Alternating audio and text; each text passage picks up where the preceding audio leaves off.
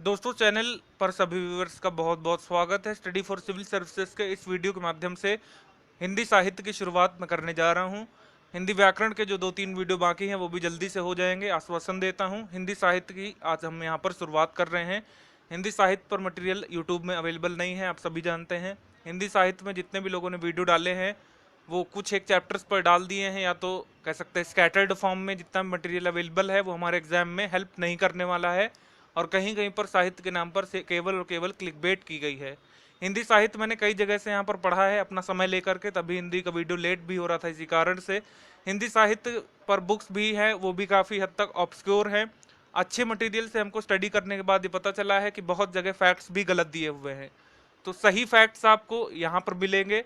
जो भी वीडियो हिंदी साहित्य का मैं डालने वाला हूँ उसमें आपको सही फैक्ट्स के साथ साथ एक सीरियल ऑर्डर में हिंदी साहित्य मिलेगा। आपको जैसे पढ़ना है वो यहाँ पर बताया जाएगा, और नोट्स तो अवेलेबल हैं ही। आपको मेरी वाणी को फॉलो करना है, आपको सब कुछ समझ में आएगा। एलटी ग्रेड परीक्षा 2018 मैंने एनालिसिस वीडियो डाला था हिंदी का, उसमें 65% क्वेश्चन साहित्य से थे। तो इस तरह के एग्जाम में काफ़ी हेल्प करेगी आपकी ये सीरीज, ठीक है। और वीडियो का एग्जाम होने वाला है, उससे भी पहले यहाँ पर विकास दल अधिकारी, युवा कल्याण अधिकारी का एग्जाम होने वाला है 10 सितंबर को। उससे पहले तो मेरे हिसाब से नहीं हो पाएगा कंप्लीट, लेकिन तब भी मैं काफ़ी चीज़ें यहाँ पर करवाने का प्रयास करूँगा। हिंदी व्याकरण की तरह ही हिंदी साहित्य को भी पूरा पढ़ेंगे, और ऐसा पढ़ेंगे कि पूरे यूट्यूब में आपको कहीं पर भी इतना क्वालिटी कंटेंट, इतना कह सकते हैं बेनिफिशियल कंटेंट कहीं पर भी नहीं मिलेगा। अतिशयोक्ति ना करते हुए सीधे अब पॉइंट पर आते हैं। तो सबसे पहले आज हम शुरुआत कर रहे हैं हिंदी साहित्य के इतिहास, काल विभाजन और नामकरण की। हिंदी साहित्य के इतिहास को, काल विभाजन को और नामकरण को यहाँ पर पहले पार्ट में कंप्लीट करेंगे। वीडियो थोड़ा सा लंबा जाएगा क्योंकि इसमें बहुत सारी चीज़ें हम आपको समझाने का प्रयास करेंगे, तो उसमें समय लगेगा। लेकिन सही बात, अगर आप ये वीडियो फॉलो करेंगे तो जितनी भी भ्रांतियाँ अभी तक थी साहित्य के बारे में कि केवल वन लाइनर पढ़ के किया जा सकता है, एमसीक्यू पढ़ के, या फिर जो भी गलत फैक्ट अभी तक आपको बताए जाते थे उनसे आपको निजात मिलने वाली है। इतिहास, या फिर इंग्लिश में बोलें तो हिस्ट्री, आपने अपने छात्र जीवन में कभी ना कभी जरूर पढ़ी होगी। इतिहास होता क्या है? इतिहास होता है घटनाओं का विवरण, पूर्व में हो चुकी, भूतकाल में हो चुकी घटनाओं का विवरण ही इतिहास कहलाता है, और हिस्ट्री कहलाती है इंग्लिश में, ठीक है। अब हम लोग हिंदी साहित्य के इतिहास को पढ़ने वाले हैं। तो हिंदी साहित्य का इतिहास एक नॉर्मल इतिहास से कैसे डिफरेंट है, कैसे सिमिलर है, इस बात पर विचार करेंगे। आचार्य रामचंद्र शुक्ल जी के अनुसार हिंदी साहित्य क्या है, इसकी परिभाषा इनके द्वारा दी गई है। इनको वर्ड टू वर्ड रीड करते हैं, फिर विश्लेषण करते हैं। जब प्रत्येक देश का साहित्य वहाँ की जनता की चित्त वृत्ति का संचित प्रतिबिंब होता है, तो जनता के साथ साथ साहित्य के स्वरूप में भी परिवर्तन होता चला जाता है। आदि से अंत तक इन्हीं चित्त वृत्तियों की परंपरा को परखते हुए साहित्यिक परंपरा के साथ उसका सामंजस्य दिखाना ही हिंदी साहित्य का इतिहास कहलाता है। अगर आपने मेरे हिंदी व्याकरण के वीडियो देखे होंगे तो आप इस परिभाषा को ग्रैस्प कर चुके होंगे। जो लोग नहीं समझ पाए हैं उनको समझा देते हैं। आचार्य रामचंद्र शुक्ल जी के अनुसार साहित्य होता क्या है? साहित्य वही होता है जो एक टाइम पीरियड में जनता की सोच होती है। यहाँ पर वृत्ति की बात की जा रही है। वृत्ति एक हमारा अनेकार्थी शब्द है, इसके कई सारे अर्थ निकलते हैं। वृत्ति का एक अर्थ निकलता है सहज आचरण, एक अर्थ निकलता है व्यापार, और एक अर्थ निकलता है व्यवहार, ठीक है। तो चित्त वृत्ति की बात हो रही है, तो यहाँ पर आचरण की बात हो रही है, यानी कि किसी समय में, किसी भी टाइम पीरियड में जनता यानी कि पब्लिक जो भी आचरण करती है, यानी जो भी सहज व्यापार व्यवहार करती है, वो वहाँ के साहित्य में दिखता है। क्योंकि साहित्य है क्या? जनता की चित्तवृत्ति का प्रतिबिंब होता है। प्रतिबिंब का मतलब मिरर या फिर आईना। आप आईने के सामने जाते हैं, आप क्या देखते हैं? आप खुद को देखते हैं। जैसे आप होते हैं वैसा ही आपको प्रतिबिंब खुद का दिखता है। ऐसा तो होता नहीं कि आप शीशे के सामने जाते हैं आपको दूसरे की तस्वीर देखने को मिलती है, ऐसा तो नहीं हो सकता है। उसी प्रकार से साहित्य भी ऐसा नहीं हो सकता कि जनता कुछ और सोच रही वहां पर और साहित्य कुछ और ही लिखा जा रहा है, ऐसा संभव नहीं है। तो पहला फैक्ट यहाँ पर डिराइव करेंगे कि साहित्य क्या होता है? जनता की चित्त वृत्ति का संचित प्रतिबिंब होता है, और जब जब जनता की चित्त वृत्ति में परिवर्तन होता है, साहित्य में भी परिवर्तन होगा, क्योंकि प्रतिबिंब है। मान लीजिए आप खड़े हैं मिरर के सामने, आज कल आपका एक्सीडेंट हो जाए, मान लीजिए एक्सीडेंट हो जाए, तो आपके चेहरे पर कुछ दाग आ गए हैं, और फिर आप शीशे पर खड़े हैं परसों, तो आपको वो दाग अपने प्रतिबिंब में दिखेंगे। अपने मिरर इमेज में आप उन दागों को देख सकते हैं, क्योंकि वो दाग आपके चेहरे पर हैं। अगर वो नहीं दाग होते तो वैसे के वैसे ही आप दिखते, जैसे रोज अपने को देखते थे प्रतिबिंब में। तो ऐसा समझिए कि जब चित्त वृत्ति में परिवर्तन हुआ तो वैसा ही परिवर्तन साहित्य में भी देखने को मिलता है। और जब ऐसे ही परिवर्तनों का हम लोग संकलन बना लेते हैं, ऐसे ही परिवर्तनों का संकलन कहने का मतलब है कि जब चित्त वृत्तियों का परिवर्तन हुआ, उसी प्रकार से जब साहित्य का परिवर्तन हुआ, तो इन दोनों परिवर्तनों के बीच जब हम सामंजस्य बैठाने का प्रयास करते हैं तो उसको हम लोग कहते हैं हिंदी साहित्य का इतिहास। बहुत सिंपल सी डेफिनेशन सर ने दे दी है, हमको समझ में आ गई होगी अब तो। हिंदी साहित्य के इतिहास के बारे में बेसिक चीज हम लोग समझ गए। अब आ जाएंगे फैक्ट्स पर। जो फैक्ट्स पूछे जाते हैं, एलटी ग्रेड परीक्षा में पहला फैक्ट पूछा गया था, हिंदी साहित्य का इतिहास सर्वप्रथम लिखने का श्रेय किसको जाता है। हिंदी साहित्य का इतिहास सर्वप्रथम एक विदेशी ने लिखा था। बहुत ही ताजुब की बात है लेकिन ये सच है। फ्रेंच विद्वान गौरसो दतासी को सबसे पहले श्रेय जाता है हिंदी साहित्य का इतिहास लिखने का प्रयास करने के लिए।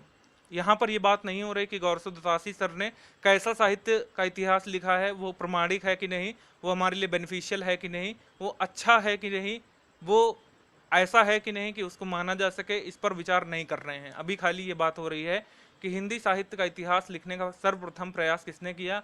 इसका आंसर हो जाएगा गौरसो दतासी। जिस ग्रंथ के रूप में इन्होंने प्रयास किया है उसका भी नाम आप ध्यान रख सकते हैं। वैसे तो इसका नाम नहीं मेरे ख्याल से पूछा जाएगा, ये बहुत ही ऑब्स्क्योर नाम है। ईश्वर दला सित रेतसुर करके रुइये हिंदुस्तानी करके इन्होंने हिंदुस्तानी का इतिहास लिखने का प्रयास किया था। यहाँ पर ये कह रहे हैं कि इन्होंने हिंदुस्तानी भाषा के इतिहास लिखने का प्रयास किया है, जबकि हिंदुस्तानी भाषा आगे जाके एग्जिस्ट नहीं करती है, वो हिंदी उर्दू में विभक्त हो जाती है, ये सब चीज़ें हैं। लेकिन फिर भी हम मानते हैं कि हिंदी साहित्य का इतिहास लिखने का सर्वप्रथम प्रयास किया था फ्रेंच स्कॉलर गौरसो दतासी ने। आपको इनका नाम ध्यान रखना होगा। अब ये जो इतिहास लिखा गया था इस पर अगर हम देखें तो ये खाली इतिहास केंद्रित था, यानी कि केवल इतिहास की बात की गई थी। इसमें इतिहास में डीप में घुसने का प्रयास नहीं किया गया था कि किसी टाइम पीरियड में इतिहास कैसा था, वहाँ की जनता जो वृत्ति करती थी उस हिसाब से कैसे चेंज हुआ, उसका टाइम पीरियड क्या था, यहाँ पर विचार नहीं किया गया।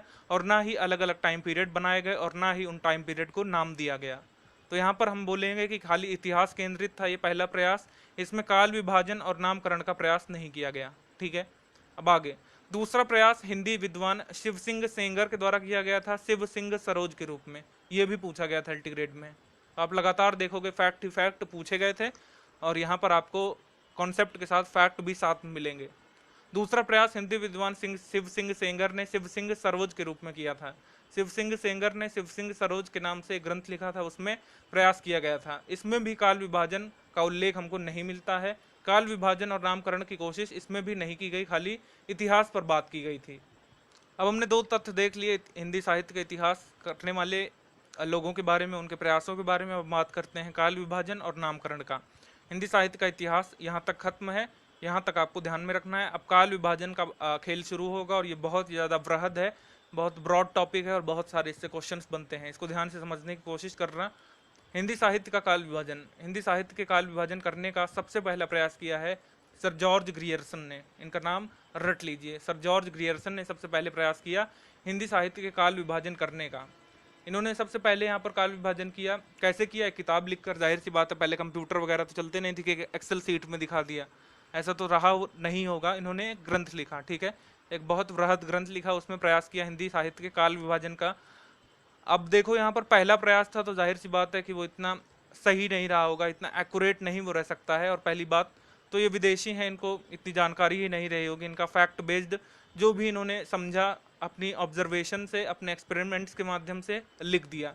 इसमें काफ़ी ज़्यादा त्रुटियां निकाल दी गई। जो हमारे तत्कालीन साहित्यकार थे भारत के, उन्होंने बहुत ज़्यादा त्रुटियां निकाली। इसमें बहुत ज़्यादा क्रिटिसिज्म इसको मिला कि किस आधार पर है, कुछ भी स्पष्ट नहीं है। इस वजह से इसको नकार दिया गया कि ये जो जॉर्ज ग्रियर्सन का प्रयास है इसको हम लोग काल विभाजन हिंदी का नहीं मान सकते हैं। तो ये पहला प्रयास असफल रहता है।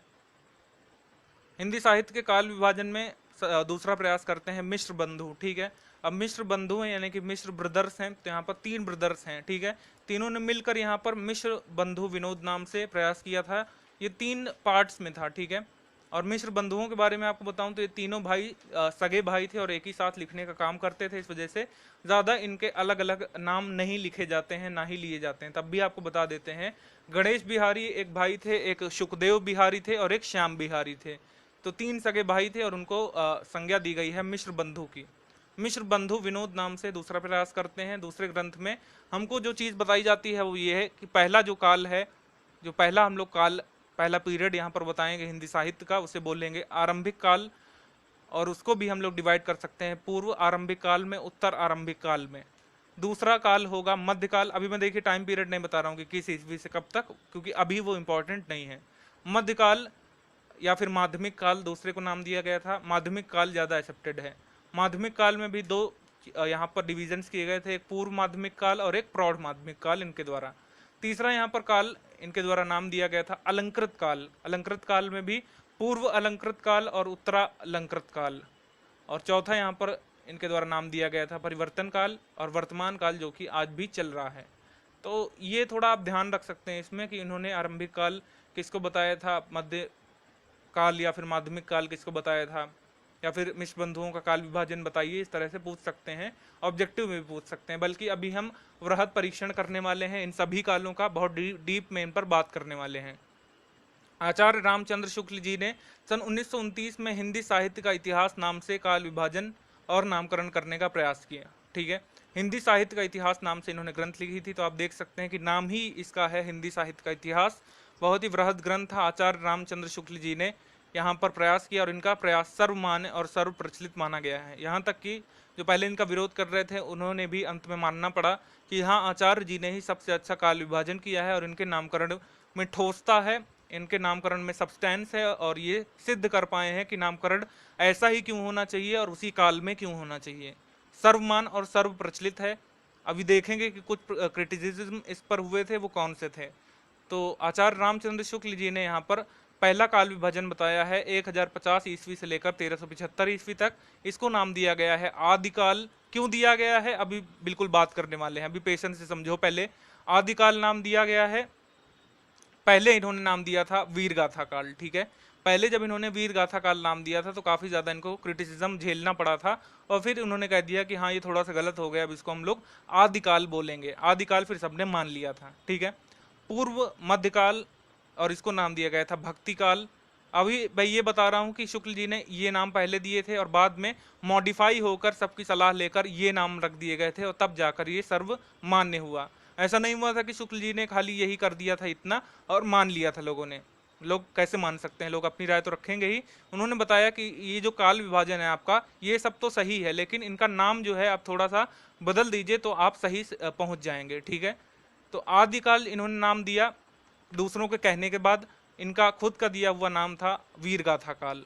ठीक है, आपसे पूछा जाता है, कई बार पूछा जा चुका है, लेखपाल में भी पूछा गया था कि बताइए वीरगाथा काल किसने नाम दिया था। इसका आंसर हो जाएगा आचार्य रामचंद्र शुक्ल। ठीक है, अब पूर्व मध्यकाल इसको नाम दिया जाता है अन्य लोगों की सलाह से भक्ति काल। उत्तर मध्यकाल इसको नाम दिया जाता है अन्य लोगों की सलाह से रीतिकाल। और उत्तर आधुनिक काल नाम दिया जाता है, या फिर कह सकते हैं आधुनिक काल नाम दिया जाता है गद्य काल के रूप में। गद्य काल स्वयं आचार्य जी ने ही बोल दिया था कि इसमें गद्य का ही विकास हुआ ज़्यादातर 1900 के बाद, तो इसको हम लोग गद्य काल बोल सकते हैं। अब भी लोग माने नहीं थे। ठीक है, ये बात की बात मैं कर रहा हूँ कि सर्वमान्य और सर्वप्रचलित हो गया है। जब इन्होंने छापा था तब लोगों ने कहा था कि नहीं, हम भी और प्रयास करना चाहते हैं।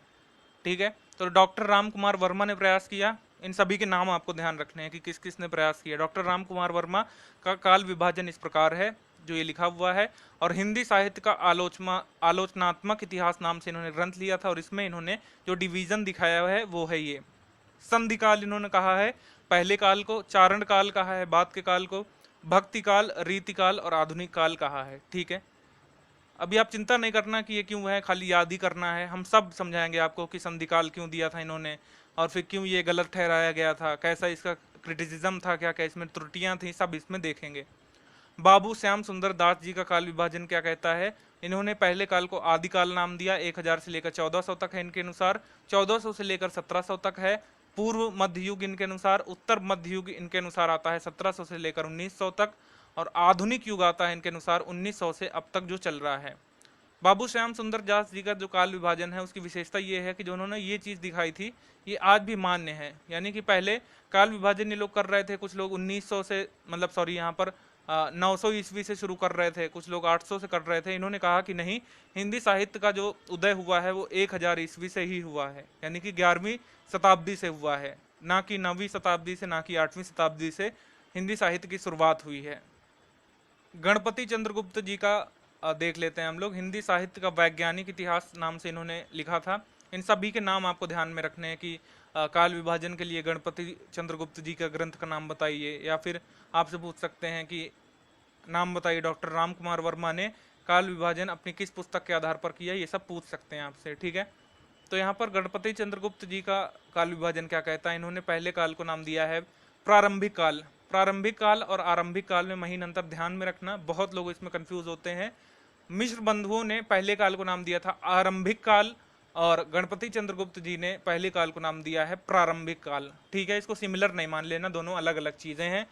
प्रारंभिक काल की शुरुआत होती है इनके अनुसार 1184 से। ये बहुत ही ज़्यादा कॉम्प्लिकेट करके दिखाए थे कि यहाँ से शुरुआत होती है, पता नहीं कैसे ये समझ पाए कि एक्चुअली यहीं से शुरुआत होती है 1184 से हिंदी साहित्य के इतिहास की। प्रारंभिक काल ये कहते हैं, फिर पूर्व मध्यकाल कहते हैं, उत्तर मध्यकाल ये बोलते हैं फिर, और फिर आता है इनके अनुसार आधुनिक काल। तो आप देखोगे कि आधुनिक काल के संबंध में कोई भी मतभेद नहीं है। डॉक्टर नगेंद्र जी का काल विभाजन भी देख लेते हैं। डॉक्टर नगेंद्र जी के अनुसार आदिकाल की शुरुआत होती है 7वीं शताब्दी से लेकर 14वीं शताब्दी तक के मध्य तक, और भक्ति काल की शुरुआत होती है 14वीं शताब्दी के मध्य से लेकर 7वीं शताब्दी के मध्य तक। रीति काल की शुरुआत होती है 17वीं शताब्दी के मध्य से लेकर 19वीं शताब्दी के मध्य तक, और आधुनिक काल की इनके अनुसार शुरुआत होती है 19वीं शताब्दी के मध्य से लेकर अब तक। डॉक्टर नगेंद्र जी ने एक काम और किया था कि आधुनिक काल को भी इसका कह सकते हैं सब डिवीजन किया था। आधुनिक काल भी इनके द्वारा डिवाइड किया गया है पुनर्जागरण काल में, जिसको आगे चलकर सभी विद्वानों ने भारतेंदु काल माना था, भारतेंदु युग माना था। हम स्टडी करेंगे इसके बारे में। जागरण सुधार काल कहा गया था द्विवेदी काल को, हजारी प्रसाद द्विवेदी काल को यहाँ पर नाम दिया गया था। और छायावाद काल नाम दिया गया था 1918 से लेकर 1938 तक की कविताओं को, और छायावादोत्तर काल दिया गया था यहाँ पर, यहाँ से लेकर यहाँ तक। और इसमें भी दो चीजें थी, प्रगति प्रयोग काल और नवलेखन काल। तो कह सकते हैं काफी वृहद इन्होंने भी प्रयास किया। अब ये देखेंगे कि उपर्युक्त सभी काल विभाजनों में आचार्य रामचंद्र शुक्ल जी का ही काल विभाजन सभी लोगों ने अंत में माना कि हाँ यही सही है, बाकी हम लोगों का जो प्रयास है उसमें कुछ ना कुछ त्रुटियां हैं।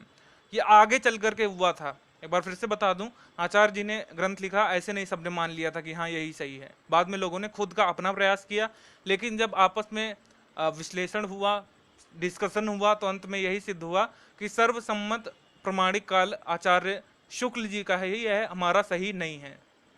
और सही मानने की दिशा में भी ऐसे काम हुआ था कि सबसे पहले इन्होंने उसको मॉडिफाई करने का प्रयास किया था, उनके काल विभाजन को, उनके नामकरण को कहा कि नहीं ऐसे से ऐसा कर लेते हैं, तब हम मान लेंगे कि हाँ आपका सही है।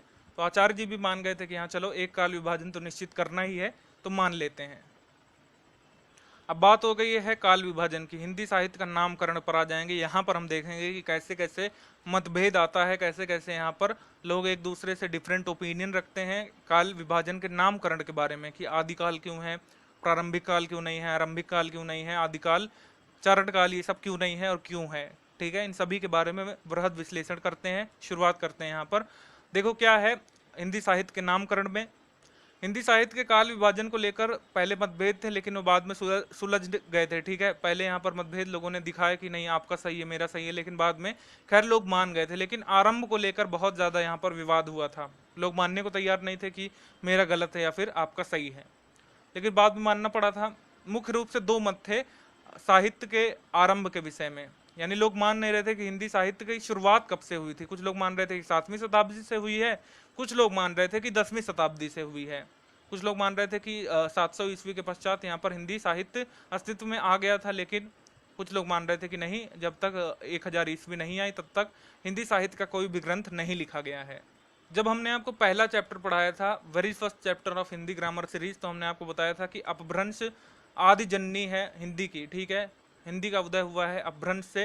हालांकि बीच में अवहट्ट काल भी आता है जो कि मिश्रित था हिंदी और अपभ्रंश का, लेकिन आप देखोगे यहाँ पर मतभेद भी इसीलिए है क्योंकि एक वर्ग मान रहा था कि 7वीं शताब्दी से है, दूसरा मान रहा था 11वीं शताब्दी से। ऐसा क्यों? क्योंकि साहित्य जो है वो अपभ्रंश में मिलता है।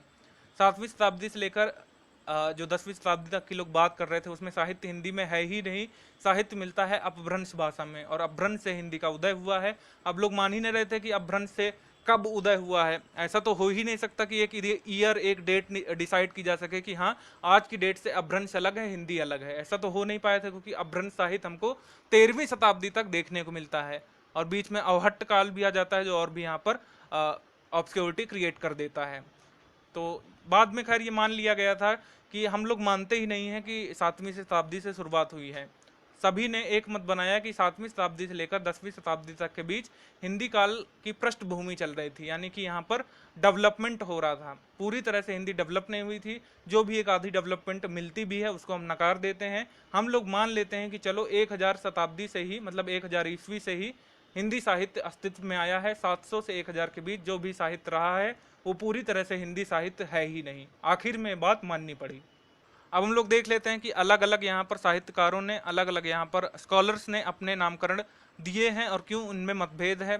जो स्कॉलर नाम देते हैं वो अपने को कैसे सही सिद्ध करने का प्रयास करते हैं और बाकी क्यों ऐसे दूसरे को क्रिटिसाइज करते हैं, अपने को सही बताते हैं। इस पर पूरी नज़र डालते हैं और देख लेते हैं कि अंत में किसके नामकरण को सही बताया गया। अब देखो यहाँ पर मैं हर चीज़ बता रहा हूँ कि विवाद कहाँ कहाँ पर हुआ था, बाद में कैसे रिजॉल्व हुआ और अंत में किसको सही माना गया। तो नामकरण को लेकर विवाद है, इसको देखते हैं। 10वीं शताब्दी से लेकर 14वीं शताब्दी तक के कालखंड में जो भी साहित्य लिखा गया है उसका नामकरण कुछ इस प्रकार है अलग अलग विद्वानों के द्वारा। चारण काल करके पहले काल को नाम दिया है ग्रियर्सन ने, ठीक है, पहला प्रयास इन्होंने किया था तो इन्होंने चारण काल नाम दिया। आरंभिक काल नाम देते हैं मिश्र बंधु, यानी कि जो 3 ब्रदर्स थे वो। और वीर गाथा काल नाम देते हैं जिनको अंत में सही माना गया आचार्य रामचंद्र शुक्ल को कुछ मॉडिफिकेशंस के बाद।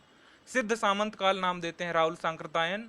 और सिद्ध साहित्य के बारे में सबसे पहले इन्होंने बताया था। जब हम लोग सिद्ध साहित्य पढ़ेंगे तो देखेंगे इनके बारे में और भी। बीज वपन काल कहते हैं इसको महावीर प्रसाद द्विवेदी जी, ठीक है। और वीर काल इसको नाम देते हैं विश्वनाथ प्रताप सिंह जी। और वीर काल नाम देने का इनका कोई भी ऑब्जेक्टिव नहीं मिल पाया है। कुछ लोग ऐसा मान रहे थे कि इन्होंने कॉपी कैट मारा है, सीधे वीर गाथा काल को मॉडिफाई करके बिना कोई तर्क दिए वीर काल कर दिया है अपनी वाहवाही के लिए। अब खैर जो भी रहा हो, आगे देखते हैं कि कैसे क्या क्या था। आदिकाल नाम देते हैं हजारी प्रसाद द्विवेदी। हजारी प्रसाद द्विवेदी और महावीर प्रसाद द्विवेदी के नाम में काफी लोग कंफ्यूज कर जाते हैं, आप कंफ्यूज नहीं करना। बीज वपन काल नाम देते हैं महावीर प्रसाद द्विवेदी, आदिकाल नाम देते हैं पहले काल को हजारी प्रसाद द्विवेदी। डिफरेंस अच्छे से ध्यान रख लो। डॉक्टर राम कुमार वर्मा संधि काल और चारण काल यहाँ पर 2 डिवीजन बताते हैं, ठीक है। ये बताते हैं कि एक नाम नहीं दे सकते, हमको इसमें 2 नाम देना पड़ेगा अलग अलग यहाँ पर, संधि काल और चारण काल, ठीक है। अब हम लोग देखते हैं यहाँ पर कि कौन सा काल यहाँ पर सर्वसम्मति से मान लिया गया था। उससे पहले देखते हैं कि जो भी नाम यहाँ पर दिया गया है उसको नकारा क्यों गया, उसमें प्रामाणिकता है या फिर नहीं। तो चारण काल के नाम से देते हैं ग्रियर्सन ने, जिन्होंने सबसे पहले प्रयास किया था साहित्य को लिखने का, साहित्य के इतिहास को लिखने का। तो चारण काल में कोई भी ऐसा प्रमाण नहीं दे सके हैं ग्रियर्सन की, वो क्यों चारण काल इसको कह रहे हैं, खाली दे रहे हैं तो बस दे रहे हैं। उनकी जो रचना थी, जो भी ग्रंथ उन्होंने लिखा हिंदी साहित्य के इतिहास का, उसमें कुछ भी ये नहीं बता पाते हैं कि आखिर चारण काल ही हम लोग पहले काल को क्यों बोलें, ठीक है। चारण काल को इन्होंने माना है 653 ईस्वी से लेकर 1000 ईस्वी तक। लेकिन आप इसमें देखोगे कि जितने भी चारण कवि हैं उनकी रचनाओं की शुरुआत होती है 1100 ईस्वी के आसपास। तो ये तो बिल्कुल गलत हो जाता है। ग्रियर्सन के अनुसार चारण काल शुरू होता है 653 से, जबकि चारण का कोई भी साहित्य लिखा ही नहीं गया था। तो इसमें काफ़ी ज़्यादा ऑब्सक्योरिटी है, ये कह सकते हैं रिसर्च पर आधारित नहीं था, ये खाली उनके ऑब्जर्वेशंस पर आधारित था। तो इसको आखिर में नकार दिया जाता है। निष्कर्ष ये है कि आधारहीन था और अप्रमाणिक सिद्ध हुआ। चारण काल कभी भी मान ही नहीं सकते कि पहला काल रहा होगा। आरंभिक काल के नाम से यहाँ पर नाम कौन देते हैं, आरंभिक काल नाम देते हैं मिश्र बंधु। जो 3 सहोदर भाई थे वो यहाँ पर ग्रंथ लिखते हैं मिश्र बंधु विनोद में कि पहला काल जो होगा हिंदी साहित्य का वो होता है आरंभिक काल। अब आरंभिक काल की भी यहाँ पर क्रिटिसिज्म है। आरंभिक काल को इन्होंने बस ऐसे ही नाम दे दिया है कि ये पहला काल है, इस वजह से आरंभिक काल है। साहित्य की शुरुआत होती है तो आरंभिक है, जबकि साहित्यिक वृत्ति के अनुसार, साहित्यिक प्रवृत्ति के अनुसार ये सही नहीं है, ये उपयुक्त नहीं है, क्योंकि ये एक संज्ञा मात्र है। आरंभिक क्या है, एक नाउन है, यानी कि इससे पता चल रहा है कि काल शुरू हो रहा है। इसमें कोई भी ठोस सबूत नहीं दिया गया है कि आरंभिक काल को हम लोग आरंभिक काल ही क्यों बोलें। ऐसा कौन सा साहित्य मिलता है जो हमको बताए कि आरंभिक काल ही नाम दिया जा सकता है, ठीक है। अब वीर गाथा काल पर आते हैं। वीर गाथा काल आचार्य रामचंद्र शुक्ल जी के अनुसार ये नाम दिया गया था। आखिर में चल करके इसको सही माना जाता है, लेकिन इसमें मॉडिफिकेशंस किए जाते हैं। अब वीर गाथा काल इन्होंने क्यों दिया था ये बताते हैं थोड़ा सा इसके बारे में। वीर गाथा काल देने के पीछे आचार्य जी के मत ये हैं कि शुरू में विशेष साहित्यिक प्रवृत्ति का हमको अभाव देखने को मिलता है। साहित्य किस चीज पर लिखा जा रहा है ये स्पष्ट रूप से नहीं मिलता है शुरुआत में। शुरुआत का मतलब 1150 ईस्वी से लेकर 1150-1175 ईस्वी के करीब ये स्पष्ट ही नहीं होता है कि साहित्य किस दिशा में जा रहा है। कोई यहाँ पर धर्म का साहित्य लिख रहा है, कोई नीति साहित्य लिख रहा है, कोई श्रृंगार लिखे पड़ा है, कोई वीर रस आदि में अपनी रचनाएं कर रहा है। एक विशेष साहित्यिक प्रवृत्ति का अभाव देखने को मिलता है। हालांकि बाद में एक विशेष साहित्यिक प्रवृत्ति का उदय होता है। वो किस कारण से होता है? वो मुस्लिम आक्रांताओं के अभियान के कारण शुरू हो जाता है। मुस्लिम इन्वेडर्स भारत आ रहे थे लगातार, आप जानते हैं। इसी काल के बीच महमूद गजनवी, मोहम्मद गौरी, ये सब आने लगे थे भारत में, और यहाँ के राजा उनसे युद्ध करने का काम करने लगे थे। तो यहाँ पर एक विशेष तरह की साहित्यिक प्रवृत्ति का उदय होता है। वो कैसे होता है इसको समझिए पहले। जो राजाश्रित कवि होते थे, जो राजा के आश्रय पर रहते थे दरबार में, उनकी पराक्रम, उनकी वीरता का महिमा मंडन करने का काम करते थे। युद्ध के दौरान उनका उत्साह वर्धन करने का काम अपनी रचनाओं के माध्यम से करते थे। आप जानते हैं कि वीर रस का स्थायी भाव उत्साह होता है। जब वीर रस में राजाओं के बारे में वो कविता लिखते थे, उनके पराक्रम के बारे में वर्णन करते थे, राजाओं का उत्साह वर्धन होता था। अब ये व्यवस्था, ये परंपरा रासों के नाम से पाई जाती है, ऐसा रामचंद्र जी बताते हैं। रामचंद्र शुक्ल जी के अनुसार जो ये राजाओं के महिमा मंडन करने वाली जो शैली की कविता हमको देखने को मिलती है इस काल में, इसको हम लोग रासो परंपरा कह सकते हैं। तो इस तरह के कुछ ग्रंथों को आधार बनाकर, इस तरह के कुछ साहित्य को आधार बनाकर शुक्ल जी ने इस काल को वीर गाथा काल नाम दिया है, क्योंकि इसमें जो कवि होता है वो अपने राजा की वीर गाथा के बारे में वर्णन करता है, वीर रस का इस्तेमाल करता है। तो शुक्ला जी ने करीब 12 ग्रंथों के बारे में हमको बताया है कि 12 ऐसे ग्रंथ हैं जो वीर गाथा काल के प्रवर्तक हैं। 12 ऐसे ग्रंथ जिसमें वीर गाथा काल के बारे में बताया गया है, 12 ऐसे ग्रंथ जिसमें कवि ने राजा के पराक्रम का वर्णन करने का काम किया है। यहाँ पर कुछ मैंने ले लिए हैं, मैंने 8 यहाँ पर लिख दिए हैं। विजयपाल रासो एक है, हम्मीर रासो, खुमान रासो, बीसल देव रासो, पृथ्वीराज रासो, परमाल रासो, आलाखंड, आलाखंड यहाँ पर है, आलाकांड लिख गया, इसको आप करेक्ट कर लेना। आलाखंड, जयचंद प्रकाश, ठीक है। ये सब जो साहित्य है इस पे राजा के बारे में, राजा के पराक्रम के बारे में, राजा की शूरवीरता के बारे में कवि ने बताया है। इस वजह से रामचंद्र शुक्ल जी ने इसको रासो काव्य नाम दिया है, और इन रासों काव्यों को आधार बनाकर इनके अनुसार इस काल को वीर गाथा काल कहना उचित होगा। लेकिन हमेशा की तरह एक मत कभी भी बन नहीं पाया है भारत में। आचार्य हजारी प्रसाद द्विवेदी जी अपने मत रखते हैं, कहते हैं कि शुक्ला जी आप गलत जा रहे हैं, आपके फैक्ट्स गलत हो रहे हैं। बीसल देव रासो, खुम्मान रासो ये 16वीं शताब्दी के हैं, ऐसा लेटेस्ट रिसर्च में पाया गया है। तो आपका जो ये तर्क था कि जो रासो काव्य इसको आधार बनाकर मैं जो है इसमें वीर गाथा काल पे जोड़ रहा हूँ इसको, तो ये गलत हो गया पहले ही। परमाल रासो और आलाखंड कब के हैं ये पता ही नहीं चलता, तो आपके 5 तो ऐसे ही गलत हो गए जो 12 आपने लिए थे। और इस काल में धार्मिक, श्रृंगारिक और लौकिक साहित्य का भी सृजन हुआ है। ऐसा नहीं है कि खाली वीर गाथा ही लिखी गई है, खाली कवियों ने वीर रस का इस्तेमाल किया है, ऐसा प्रमाणिक हमको तथ्य नहीं मिलता है। जो रस का प्रयोग हुआ है वो श्रृंगार भी है, यहाँ पर नीतिपरक कविताएं भी की गई हैं, और लौकिक साहित्य भी हमको खूब देखने को मिलता है। तो यहाँ पर वीर गाथा काल नाम देना इसको गलत हो जाएगा, ऐसा कहते हैं हजारी प्रसाद द्विवेदी जी, ठीक है। आगे जाकर सिद्ध सामंत काल नाम देते हैं राहुल सांकृतायन। इनके अनुसार क्या है कि जीवन में सिद्धों की, सिद्ध समुदाय और राजनीति में सामंतों का बोलबाला हो गया था, इनका बाहुल्य था, ठीक है। कवियों ने अपनी रचनाओं में सामंतों का महिमा मंडन किया है, और सिद्ध जीवन के बारे में हमको देखने को मिलता है। जो सिद्धों का समुदाय था उनके बारे में, वहाँ के साहित्य के बारे में, उस काल के साहित्य के बारे में हमको जानकारी मिलती है। तो यहाँ पर हम कह सकते हैं कि यहाँ पर नाम दिया जा सकता है पहले काल को सिद्ध सामंत काल। इनको भी क्रिटिसाइज किया जाता है आगे चल के। ये ऐसा कहा जाता है कि तत्कालीन सामंती वातावरण का अगर पता चल जाता है तो हम नहीं कह सकते कि इसको सिद्ध सामंत काल नाम दे दें। आप ऐसे समझो कि मान लो राजा हैं कई तरह के, अब एक तरह के राजा का नाम लेकर, एक तरह के कह सकते हैं प्रशासक का नाम लेकर एक साहित्यिक काल का नाम रख दिया जाए तो वो गलत है, रह जाएगा। क्योंकि हमको जब साहित्य काल का नाम रखना है, हमको साहित्यिक प्रवृत्ति के बारे में बात करनी है, सामाजिक की नहीं। सामाजिक से रिफ्लेक्ट होकर जो प्रतिबिंब मिलेगा वो साहित्यिक प्रवृत्ति जरूर है, लेकिन हम आधार जो बनाएंगे काल के नामकरण का वो साहित्यिक प्रवृत्ति को बनाएंगे, सामाजिक प्रवृत्ति को नहीं। तो अंत में राहुल सांकृतायन जी का जो काल विभाजन का नाम था इसको भी आखिर में नकार दिया जाता है। अब बीज वपन काल, ये नाम उपयुक्त बिल्कुल नहीं है, क्योंकि यहाँ पर जो बीज वपन काल नाम दिया गया है, बीज वपन को आप समझो पहले। बीज वपन काल वो होता है एक पौधे का जिसमें बीज जो होता है सीड एब्सॉर्प्शन फेस होता है, इसको मैं इंग्लिश में बोलूँ, सीड जो होता है सॉइल के अंदर होता है, पौधे का नाम निशान नहीं रहता है। तो ऐसा हम नहीं कह सकते। क्यों नहीं कह सकते? क्योंकि बीज वपन का मतलब ये हो जाएगा कि साहित्य बिल्कुल अपने इनिशियल स्टेज में था, साहित्य बहुत अपने शिशु काल में था, शैशव काल में था, यानी कि अंडर डेवलप्ड था, जबकि ऐसा हम नहीं कह सकते। साहित्य अपनी रूढ़ियों पर था, कह सकते हैं साहित्य यहाँ पर अपनी ग्रोथ फेज पर था, इनिशियल स्टेज में बिल्कुल नहीं था। भाषा की दृष्टि से देखा जाए तो बीज वपन काल कह सकते हैं इसको, क्योंकि भाषा जो है वो धीरे धीरे अपभ्रंश से हिंदी के ट्रैक पर आ रही थी, धीरे धीरे अवहट्ट से हिंदी के ट्रैक पर आ रही थी। लेकिन हम साहित्य को नहीं कह सकते, क्योंकि साहित्य काफी परिष्कृत, काफी ज्यादा पुराना, काफी ज्यादा डेवलप्ड देखने को मिलता है। बीज वपन काल को भी नकार दिया जाता है।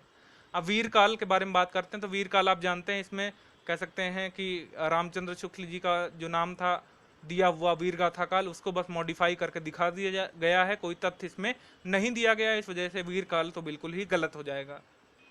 संधि काल और चारण काल नाम देते हैं डॉक्टर राम कुमार वर्मा, ठीक है।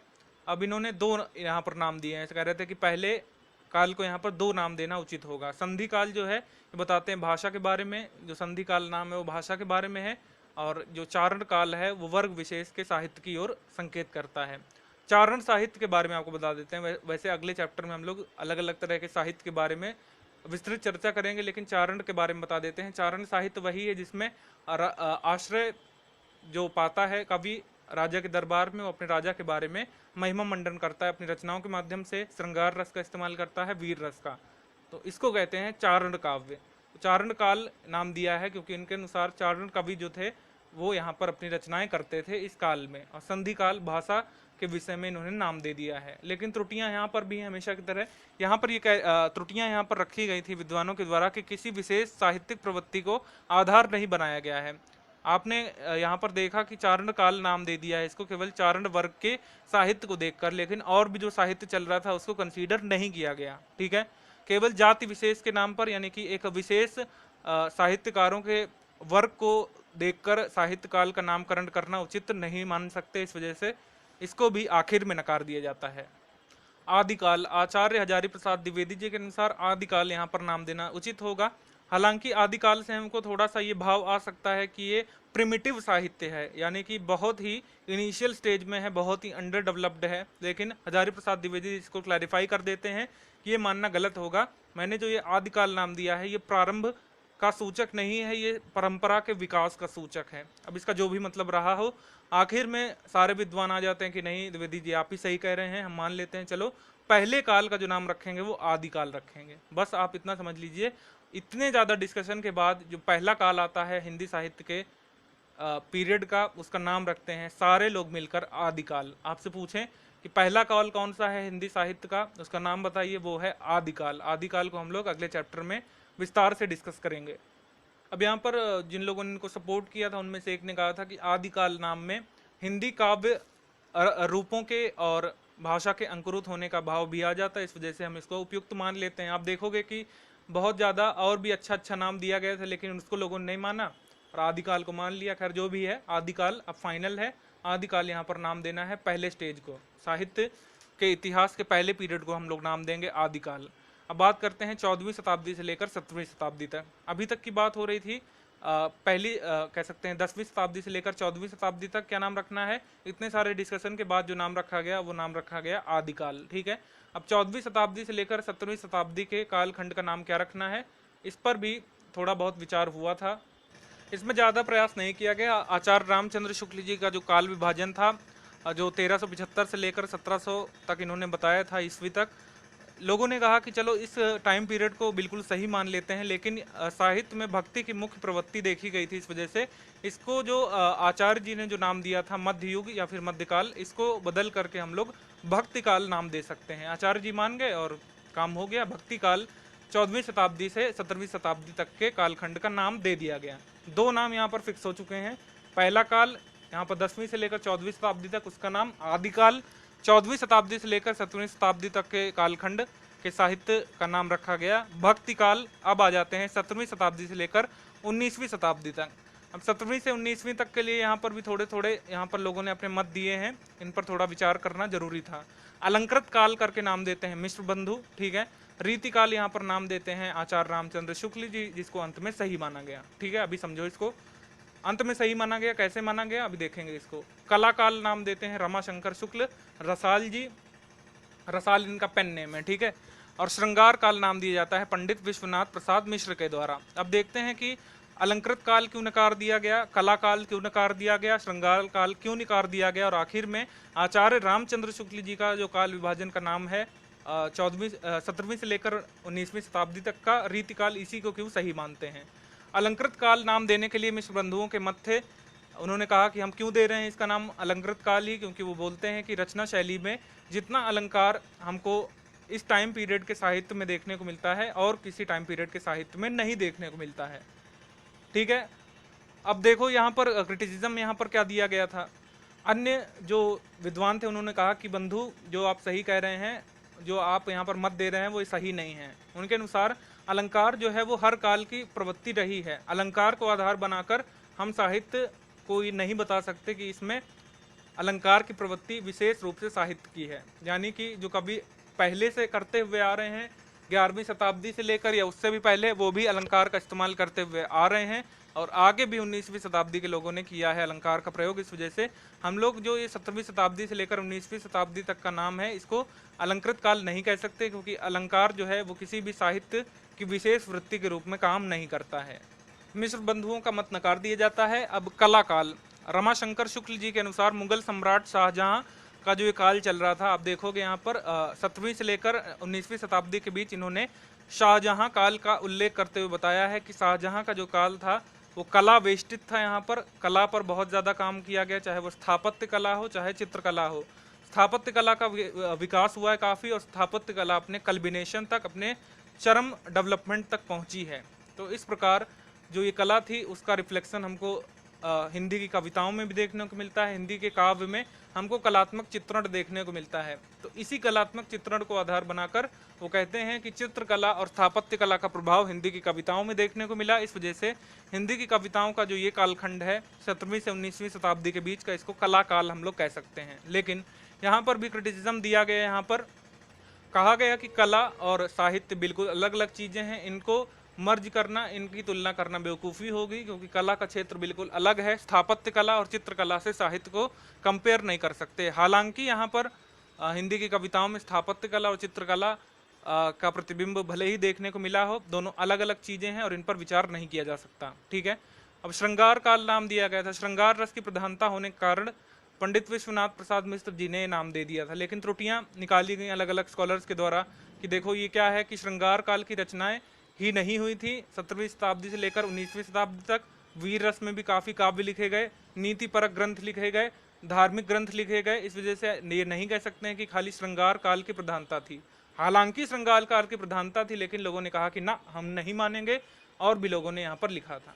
अब यहाँ पर आप थोड़ा थोड़ा समझ पाए होंगे कि लोगों के मत जो थे वो सही थे अपने अपने हिसाब से, लेकिन जो मत अंत में स्वीकार किया जाता है उसी को मानेंगे। ठीक है, ये बात सही है कि 17वीं शताब्दी से लेकर 19वीं शताब्दी तक के साहित्यकारों ने या फिर कह सकते हैं कवियों ने अपने काव्यों में श्रृंगार काल का पेलम पेल उपयोग किया है, लेकिन हम ये नहीं कह सकते क्योंकि लोगों ने नहीं माना इसको। रीतिकाल, रीतिकाल शुक्ल जी ने नाम दिया है। रीतिकाल ये नाम देने का अपना मत रखते हैं कि ये इस नाम का आधार है रीति ग्रंथों और रीति ग्रंथकारों की परंपरा। उनके अनुसार 17वीं शताब्दी से लेकर 19वीं शताब्दी तक के जो भी कवि हैं वो रीति ग्रंथों के प्रवर्तक हैं, और रीति ग्रंथकारों की एक लंबी हमको परंपरा देखने को मिलती है। अब रीतिकाल नाम रखने पर शुक्ल जी का जो भी मत था मुझे तक ये नहीं समझ में आया, लेकिन महत्वपूर्ण बात यह है कि सभी विद्वानों ने जो कि पहले के दिए हुए नामों का विरोध कर रहे थे वो एक मंच पर आए और सभी ने अनुमोदन किया कि हाँ, रीतिकाल ही इसका नाम रख सकते हैं। तो जब सब मान गए तो कोई दिक्कत ही नहीं है। जो लोग दूसरों को क्रिटिसाइज कर रहे थे वो शुक्ल जी की बात को मान गए, इस वजह से हम मान लेते हैं कि जो 17वीं शताब्दी से लेकर 19वीं शताब्दी तक का काल है साहित्य का, उसको हम लोग रीतिकाल बोलेंगे और रीतिकाल के हिसाब से ही स्टडी करेंगे। सन 1800 तक का काल विभाजन हो चुका इस तरह से। अब बात हो रही है 1801 से, या फिर हम बोलें प्रिसाइजली 19वीं शताब्दी से लेकर 21वीं शताब्दी जो चल रही है 2018, इसका जो साहित्य है इसका काल विभाजन का नाम क्या रखेंगे। इसके काल विभाजन का नाम रखेंगे आचार्य रामचंद्र शुक्ल जी, और सभी इसको सही मान लेंगे। आप देखोगे कि जितने भी क्लासिफिकेशन हमने आपको बताए थे उसमें जो आखिरी काल था 19वीं शताब्दी से लेकर अब तक का, लगभग सभी ने 90% ने इसको नाम दिया है आधुनिक काल। तो आधुनिक काल नाम देते हैं आचार्य रामचंद्र शुक्ल जी भी, हालांकि इसका एक और नाम देते हैं गद्य काल। तो इस वजह से ये सर्वमान्य होता है, सभी लोग कह देते हैं कि हाँ, हमारा भी सही है, आपका भी सही है। 19वीं शताब्दी से लेकर अब तक जो साहित्य चल रहा है इसके कालखंड को नाम दे देंगे आधुनिक काल। आचार्य रामचंद्र शुक्ल जी ने इसको एक और नाम दिया था गद्य काल। गद्य काल इसलिए दिया था क्योंकि गद्य साहित्य पहली बात तो अस्तित्व में आता है, परीक्षा गुरु हिंदी साहित्य का पहला उपन्यास लिखा जाता है 1800 कुछ ईस्वी में, यानी कि 19वीं सदी में। तो इस तरह की चीज़ों को लेकर ये नाम देते हैं और आधुनिक काल को भी डिवाइड कर देते हैं, क्योंकि यहाँ पर थोड़ा थोड़ा चेंज देखने को मिलता है। तो आचार्य रामचंद्र शुक्ल जी ने देखा कि चेंज हो रहा है, इस वजह से इसको थोड़ा सा और डिवाइड कर देते हैं। प्रथम उत्थान नाम दे देते हैं, जिसको बाद के लोगों ने भारतेंदु युग के नाम से स्पष्ट किया। द्वितीय उत्थान इन्होंने नाम दिया शुक्ल जी ने, जिसको बाद के नए स्कॉलर्स ने पुनर्जागरण काल, सुधार काल या तो द्विवेदी युग का नाम दिया। तृतीय उत्थान, इसमें छायावादी युग आता है और छायावादोत्तर युग आता है।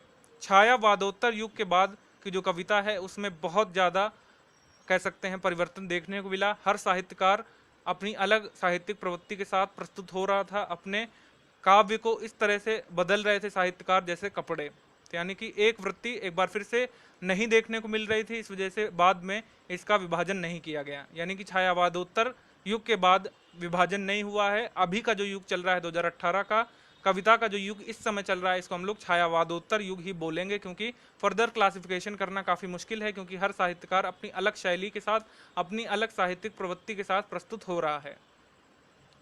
अब आदिकालीन साहित्य के बारे में बात करेंगे। तो हमने देखा था कि पहला जो काल है उसको आदिकाल नाम दिया गया था अंततः। तो आदिकालीन साहित्य में क्या क्या चीज़ें आ जाती हैं, ये हम लोग अगले चैप्टर में डिस्कस करने वाले हैं। आदिकालीन साहित्य में धार्मिक साहित्य हमको पढ़ना है, लौकिक साहित्य पढ़ना है, रासो साहित्य पढ़ना है, जो हमने डिस्कस किया था अभी, जिसको आधार बनाकर आचार्य रामचंद्र शुक्ल जी वीर गाथा काल नाम दे देते हैं पहले काल को। ये सब चीज़ें हमको स्टडी करनी है। जो यहाँ पर स्रोत लिए गए थे इन पर भी थोड़ा थोड़ा विचार करेंगे और सबको यहाँ पर डिस्कस करेंगे। परीक्षा के लिहाज से कोई भी इंपॉर्टेंट फैक्ट को छोड़ेंगे नहीं। बाकी की चीज़ें होंगी अगले सेशन में। आप सभी से रिक्वेस्ट है कि प्लीज़ वीडियो को लाइक करते हुए बताइएगा कि सेशन आपको कैसा लगा है।